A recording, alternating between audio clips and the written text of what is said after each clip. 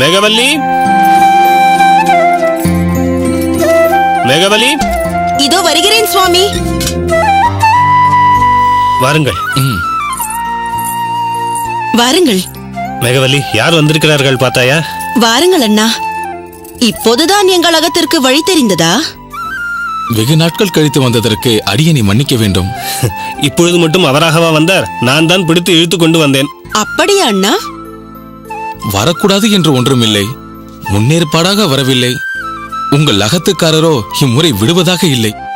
என் அகமுடியாளிடம் இம்முறை நன்கு வாங்கி கட்டிக் கொள்ளப் போகிறேன். ஏன் அண்ணா? எங்கள் அகத்திற்கு வந்தால் மன்னி கோபிப்பார்களா என்ன? அப்படி இல்லை அம்மா. என்னையும் ஏன் அழைத்துச் செல்லவில்லை என்று கேட்பாள். இவ்வளவு நாட்கள் ஸ்ரீரங்கத்தில் தங்குவேன் என்று அடியேன் எதிர்பார்க்கவில்லை. இல்லையில் நிச்சயம் அவளையும் அழைத்துக் கொண்டு வந்திருப்பேன். என்ன செய்வது? ஆச்சாரியார் முக்கியமான காரியம் என்று அழைக்கிறார். போனோம் வந்தோம் என்று திரும்ப முடியுமா? அவரது மனோபாவம் பூர்த்தியாக வேண்டாமா? வாஸ்தவம்தான் நம்பிகளே.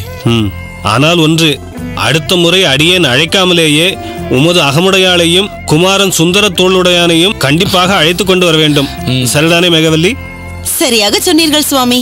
சரி, நீங்கள் பேசிக் கொண்டிருங்கள். நான் சென்று மோர் கொண்டு வருகிறேன். சரி. மாதவா, வாசலில் வண்டிக்காரனிடம் என்ன ஆர்ப்பாட்டம்? நான் ஏதும் ஆர்ப்பாட்டம் செய்யவில்லை அத்திம்பேர். வண்டிக்காரன் தான் அடாவடி செய்கிறான். என்னவாம் அவனுக்கு? சாதாரணமாக நம் சாமி ஒருத்தர் தான் வண்டியில் வருவார். இம்முறை 3 பேர் வந்திருக்கிறார்கள், பார்த்து கவனியுங்கள் என்கிறான். நம்பிகளே, வண்டி கூலியை அடியேன் கொடுத்து விடுகிறேன். வேண்டாம் வேண்டாம், நீங்கள் எதுவும் கொடுக்க வேண்டாம்.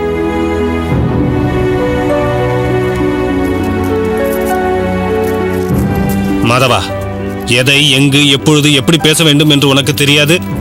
இந்தா, இதை கொண்டு போய் அவனிடம் கொடு.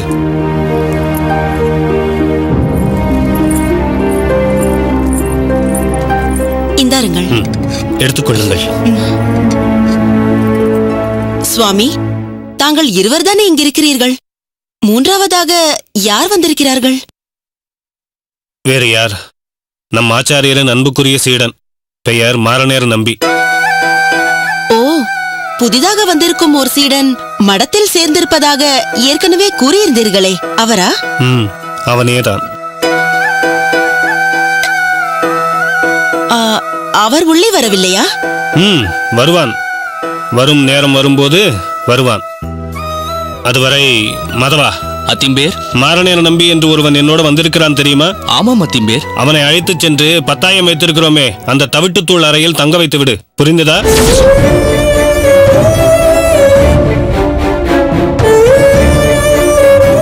அவர் தங்கள் ஆச்சாரியாரின் சிஷ்யர் என்று கேள்விப்பட்டேன். நீ ரொம்ப பெரிய மனுஷன், கேள்விப்பட்டானாம் கேள்வி. சொன்னதை மட்டும் செய். சரி அத்திம்பேர். நம்பிகளே, என்ன திருமலை ஆண்டானே, உமக்கென்ன குழப்பம்?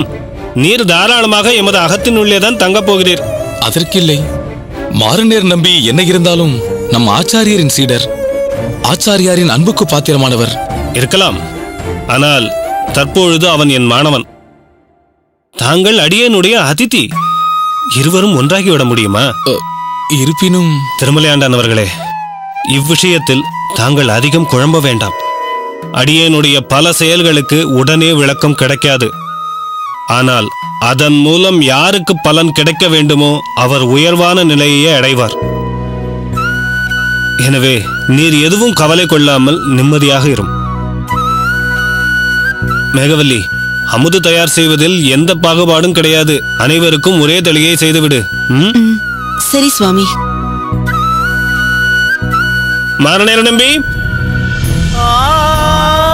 சுவாமி, அடியேன்.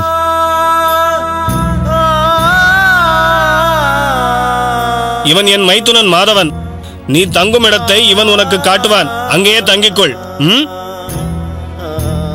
நாளை முதல் உனக்கு பாடம் ஆரம்பமாகும். சரியா? மிகவும் சந்தோஷம் சுவாமி. அதில் பாடங்கள் மட்டும் இருக்காது, படிப்பினையும் சேர்த்துத்தான் இருக்கும். புரிந்ததா? தங்கள் சித்தப்படியே சுவாமி. மற்றொரு முக்கியமான விஷயம், உனது முதல் பாடம் ஆரம்பிக்கும் இடம் அடியேனின் மாட்டுக் கொட்டகையில்.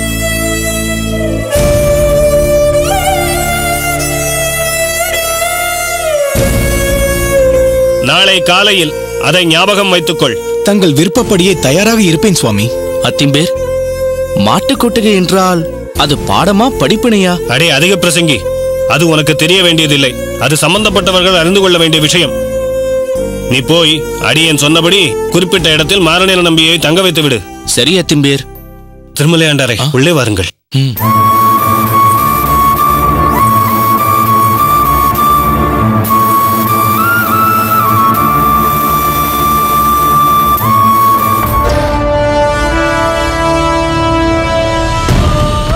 வேத விற்பன்னர் யாதவ பிரகாசர் வாழ்க வாழ்க! பதக வித்தகர் யாதவ பிரகாசர் வாழ்க வாழ்க! மகாஞானி யாதவ பிரகாசர் வாழ்க வாழ்க! வரவேண்டும் சுவாமி, வரவேண்டும். எனது அவைக்கு வந்து எழுந்தருளி அவையை சிறப்பிக்க வேண்டும். மன்னவா, இந்த யாதவ பிரகாசன் எவரையும் தேடி எங்கும் போனதில்லை. பல்லவ நாட்டின் மாமன்னர் அழைத்தார் என்பதால் தான் அதை ஏற்றுக்கொண்டு இங்கு வந்தோம். தாங்கள் இங்கு வந்தது எங்கள் பாக்கியம். அமருங்கள் சுவாமி. மன்னவா, அரசவையில் மன்னர் அமர்ந்த பிறகே மற்றவர்கள் அமர வேண்டும் என்ற மரபை நான் அறியாதவன் அல்ல. தாங்கள் சென்று தமக்குரிய ஆசனத்தில் அமருங்கள், பின்னர் யாமும் அமர்கிறோம். நல்லது சுவாமி.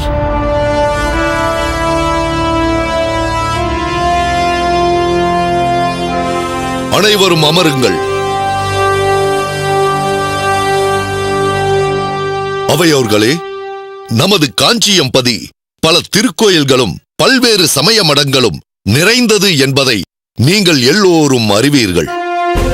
ஆயினும் நாம் அனைத்திற்கும் பொதுவாக சமய சமரச நோக்கோடு ஒவ்வொன்றிற்கும் அவரவர்கள் தேவைக்கேற்ப என்ன செய்ய வேண்டுமோ அதை செய்து கொண்டிருக்கிறோம்.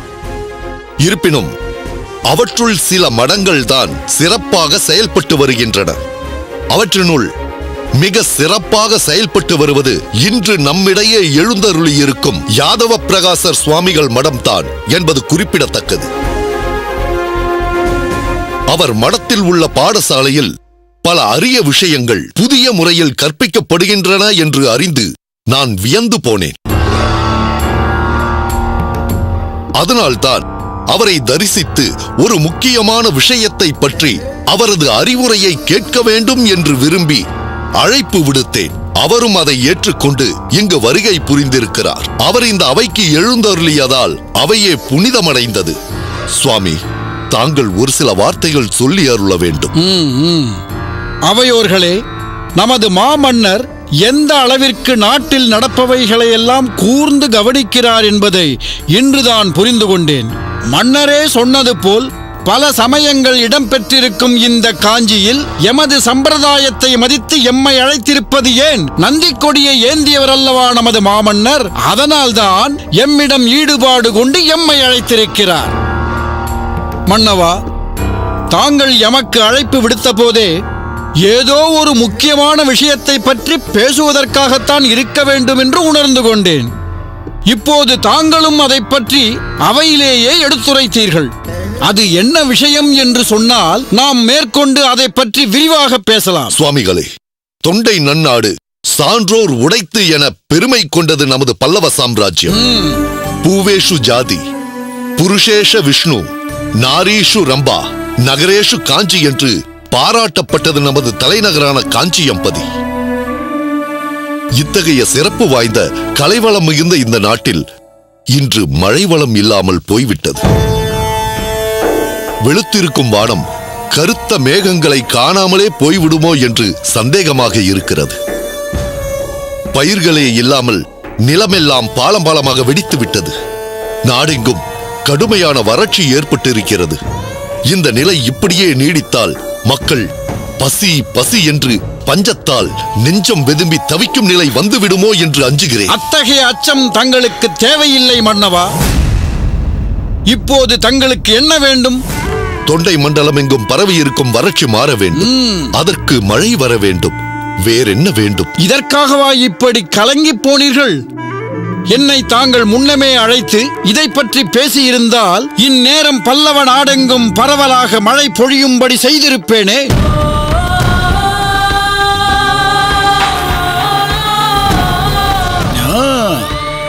சிற்றரசரே, என்ன இவர் இப்படி கூறுகிறார்?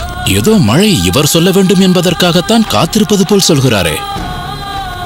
பிரதானியாரே, வந்தது முதலே இவருடைய வார்த்தைகளில் அகந்தி மிஞ்சி நிற்கிறது. மன்னர் இவருக்கு ஏன் இவ்வளவு முக்கியத்துவம் தந்து இங்கு அழைத்து வந்திருக்கிறார் என்று தெரியவில்லையே. யாராலோ எப்படியோ நல்லது நடந்தால் சரி என்று நினைக்கிறார். மன்னவா, தங்கள் அவையில் உள்ளவர்களுக்கு என் பேச்சில் நம்பிக்கை இல்லாமல் பேசுவது போல் தெரிகிறது. இல்லை இல்லை, அப்படியெல்லாம் ஒன்றுமில்லை. அது சாத்தியம்தானா என்று தங்களுக்குள் விவாதித்துக் கொள்கிறார்கள் இல்லையா? ஆம் மன்னவா. சுவாமிகளே, இவர் நமது பிரதானியார். இவர் நம் தளபதி. மற்றவர்கள் எல்லாம் நமது பேரரசுக்கு கட்டுப்பட்ட சிற்றரசர்கள், நிர்வாகிகள். அவரவர் பகுதியில் நிலவும் வறட்சியை பற்றி சொல்லி அதற்கு ஏதேனும் நிவாரணம் கேட்டு வந்திருக்கிறார்கள். தாங்கள் பல்லவ நாடெங்கும் பரவலாக மழை பொழிய செய்ய முடியும் என்று சொன்னதை கேட்டு வியந்து போய்விட்டார்கள். அது எப்படி சாத்தியமாகும் என்பதை தாங்கள் தான் விளக்கி அருள வேண்டும். மன்னவா, இங்கு யாம் வந்தபோது இவர்கள் என்னை வேத விற்பன்னர் என்று குறிப்பிட்டார்கள். அது உண்மைதான். நான் வேத விற்பன்னர் தான். அந்த வேதங்கள் 4 என்பதும் அவற்றில் ஒன்று யஜுர்வேதம் என்பதும் தங்களுக்கு தெரியும் அல்லவா? தெரியும் சுவாமிகளே.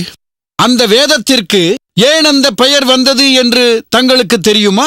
அது தெரியாது சுவாமிகளே. இப்போது தெரிந்து கொள்ளுங்கள். யாகம் என்பதை யஜ்ஞம் என்று சொல்வதுண்டு. அப்படிப்பட்ட பல யஜ்ஞங்களை பற்றி சொல்வதால் அதற்கு யஜுர்வேதம் என்ற பெயர் ஏற்பட்டது. அவற்றுள் மழையை தரும் வருணனை நினைத்து யாகம் செய்தால் நிச்சயம் மழை பொழியும். யாகம் என்பதை யஜ்ஞம் என்று சொல்வதுண்டு. அப்படிப்பட்ட பல யஜ்ஞங்களை பற்றி சொல்வதால் அதற்கு யஜுர்வேதம் என்ற பெயர் ஏற்பட்டது. அவற்றுள் மழையை தரும் வருணனை நினைத்து யாகம் செய்தால் நிச்சயம் மழை பொழியும். உண்மையாக சொல்கிறீர்கள்? இதற்கு கூட ஒரு யாகம் இருக்கிறதா? அதன் பலனாக மழை பொழியுமா? தாங்கள் சொல்வது நடக்குமா? சுவாமிகளே, தங்கள் வார்த்தைகள் எங்களுக்கு பெரும் நம்பிக்கையை ஏற்படுத்துகின்றன. அத்தகைய அற்புதமான யாகத்தை செய்யக்கூடியவர்கள் யார் இருக்கிறார்கள்? இந்த யாதவ பிரகாசன். இங்கே நான் இருக்கும் போது வேறு யார் வந்து யாகம் செய்ய வேண்டும் மன்னவா? நான் யாகம் செய்து ஆணையிட்டால் சமுத்திரராஜன் தன்னிடமுள்ள நீரை எல்லாம் எடுத்துச் செல் என்று வானில் இருக்கும் மேகங்களை அனுப்பி வைப்பான். அந்த மேகங்களுக்கு தலைவனான இந்திரன் அவற்றையெல்லாம் கொண்டு வந்து தொண்டை மண்டலமெங்கும் நிரப்பி வைப்பான். மழைக்கு அதிபதியான வருணன் விரிந்து கிடக்கும் பல்லவ நாடெங்கும் பரவலாக மழை பொழிய வைப்பான். நான் வாவென்று கூப்பிட்டால் மழை கொட்டும். ஆஹா சுவாமிகளே, இப்பொழுதே அந்த வாடை காற்றை சுவாசிப்பதைப் போல் தோன்றுகிறது. மழையின் குளுமை தேகத்தை சிலிர்க்கச் செய்வது போன்ற உணர்வை எனக்கு ஏற்படுத்துகிறது. அந்த யாகத்தை எங்கு எப்படி செய்ய வேண்டும் என்று தயை செய்து கூறுங்கள். அதற்கு தேவையான எல்லாவற்றையும் உடனே ஏற்பாடு செய்து தருகிறேன். சற்று பொறுங்கள் மன்னவா. அந்த யாகத்தை நான் செய்ய வேண்டும் என்றால் எனது நிபந்தனை ஒன்றை தாங்கள் ஏற்றுக்கொள்ள வேண்டும்.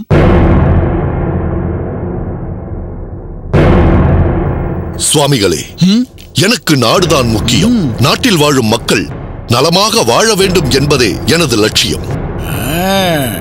அதற்காக தாங்கள் சொல்லும் நிபந்தனை எதுவாயினும் நான் ஏற்றுக்கொள்கிறேன். சொல்லுங்கள், என்ன நிபந்தனை? காஞ்சியம்பதியில் உள்ள எல்லா கோவில்களும் எனது கட்டுப்பாட்டிற்குள் வர வேண்டும்.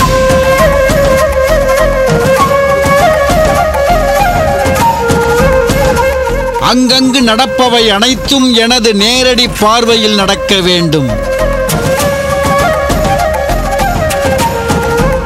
கோயில் சம்பந்தமாக நான் எந்த முடிவு எடுத்தாலும் தாங்கள் அதில் தலையிடக்கூடாது. என்ன சொல்கிறீர்கள் மன்னவா? இவ்வளவுதானே? அவ்வாறே ஆகட்டும். கோயில்கள் சம்பந்தமான எல்லா அதிகாரங்களையும் இப்பொழுதே தங்களுக்கு வழங்குகிறேன்.